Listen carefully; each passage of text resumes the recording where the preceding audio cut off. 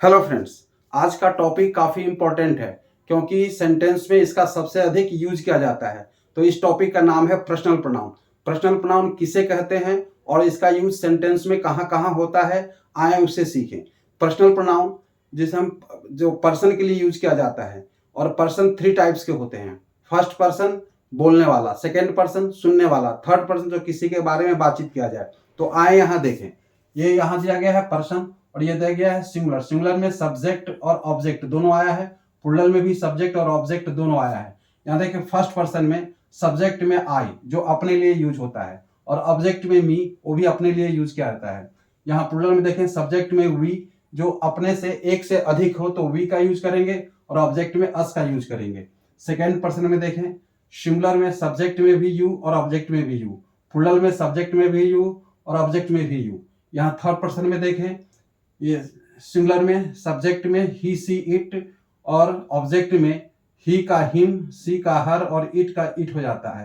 इधर से प्लूरल में सब्जेक्ट में दे और ऑब्जेक्ट में देम हो जाता है। अब यहाँ देखें यूज ऑफ नॉमिनेटिव केस, जो सब्जेक्ट में यूज किया जाता है उसे हम नॉमिनेटिव केस कहते हैं, और यूज ऑफ ऑब्जेक्टिव केस जो ऑब्जेक्ट में यूज किया जाता है उसे हम ऑब्जेक्टिव केस कहते हैं। यहाँ देखें he went to Agra last week, यहाँ ही सब्जेक्ट में यूज हुआ है, और यहाँ देखें my friend told me a story, me object में यूज हुआ है।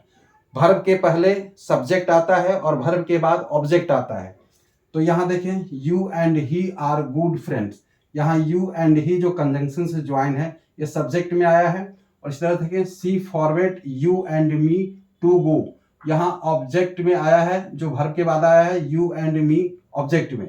इस तरह देखें Aman and I go to market daily, तो अमन एंड आई जो कंजंक्शन से ज्वाइन है ये सब्जेक्ट में आया है, और ही सेव्ड रवि एंड मी ये ऑब्जेक्ट में रवि एंड मी जो एंड से ज्वाइन है।